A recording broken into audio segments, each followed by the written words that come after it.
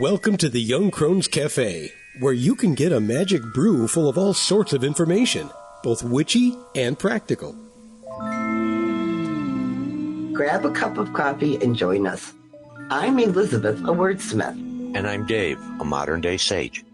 We are going to talk about various witchcraft and life topics from a slightly more mature perspective, at least most of the time. Thanks for joining us.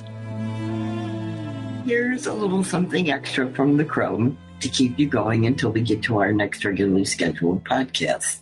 If you look at the date, it's the end of July, and there's an upcoming Sabbat next week for many on either the 1st or 2nd of August.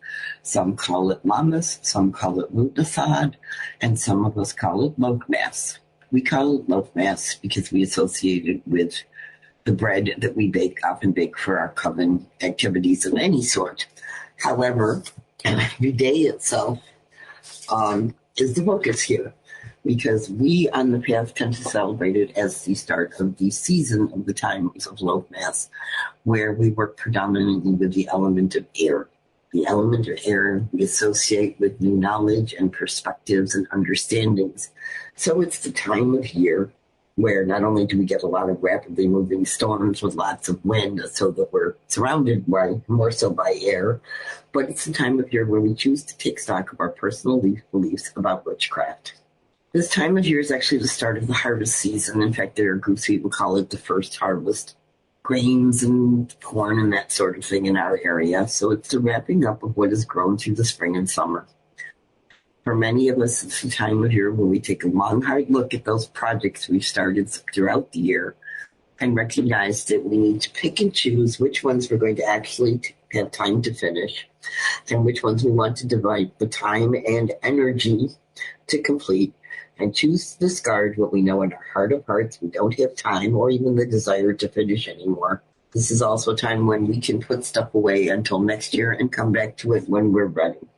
However, in terms of our beliefs, we choose to look at where they've changed and how over the year, the reasons we changed them, and even have we gone back to something that we previously believed and thought we had moved past and decided was still valid. And we celebrate this throughout the season. So here's a quick idea for an activity if you choose to connect with the element of air. Go somewhere that is elevated, the top of a building, the top of a hill, somewhere where you have a good chance to get hit by a nice breeze. Pick a day too where it's going to be windy. And when you get there, turn and face the wind and just breathe. Let the air wash around and through you, getting rid of all of that stuff that's weighing you down, that extra gunk and layers of negative energy that we bring upon ourselves, and just let it all go. Feel yourself refreshed, feel yourself clean, and maybe you can get a little extra mental clarity out of the deal, which we can all benefit from. A lot of people associate corn and other grains with this holiday, so go out, pick yourself some fresh ears if you have the opportunity, and roast them and enjoy them. There's lots of different ways to acknowledge the day. The point is to just be aware that we are about halfway between the summer solstice and the autumn equinox at this point. We are heading for that another day, what they call perfect balance, where the day and night amount of hours and daylight and nightlight, as we like to call it, are equal. And then we start heading down further into the dark half of the year, where we become really aware of the darkness that is coming, allowing us to draw within ourselves a little bit more and take a look at our innards focus rather than our outwards focus, as we like to say.